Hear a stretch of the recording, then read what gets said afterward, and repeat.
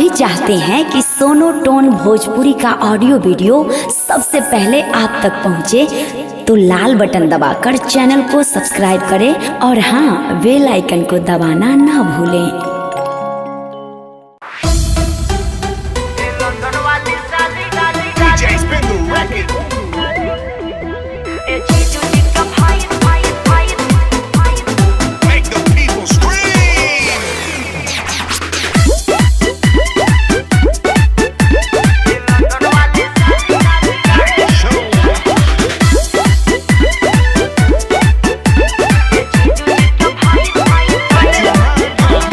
Hello जीजू बोली रउआ कैसे याद कइनी, सेव रहे नंबर पहचानी हम गइनी। अच्छा हाँ जीजू हम तो जानी के भूल गइल ना जी।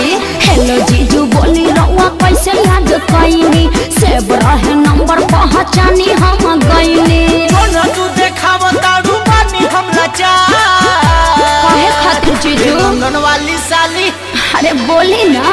ए लंदन वाली साली हाली आव तू बिहार। ए जीजू जी के भाई थोड़ा करी इंतजार। ए लंदन वाली साली हाली आव तू बिहार। ए जीजू जी के भाई थोड़ा करी इंतजार।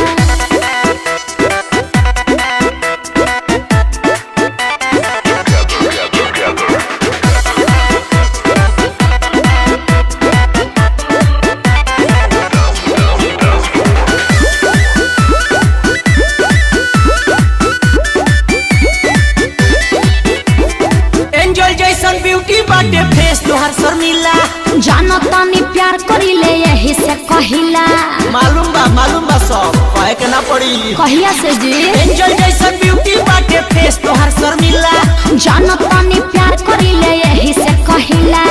फेस टू फेस मिले खातिर करी इंतजार।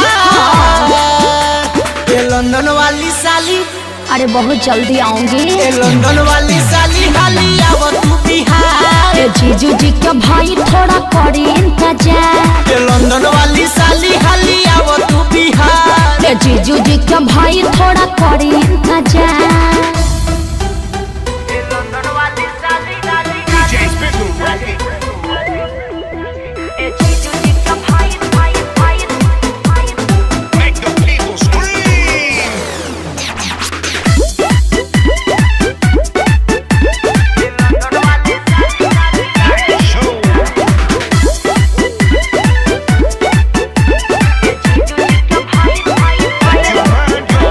लास्ट वार्निंग देता वे तोहर छोटका जीजा, 4 दिन के टाइम दी मिली जल्दी वीजा। पक्कानू अरे हाँ हाँ जी। लास्ट वार्निंग देता वे तोहर छोटका जीजा, 4 दिन के टाइम दी मिली जल्दी वीजा।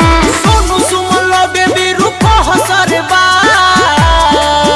अरे बोली ना वाली साली, अरे आई तो कुछ विशेष होई। लंदन वाली साली हाली आव तू बिहार। ए जीजू जी के भाई थोड़ा करी इंतजार। लंदन वाली साली, ए जीजू जी के भाई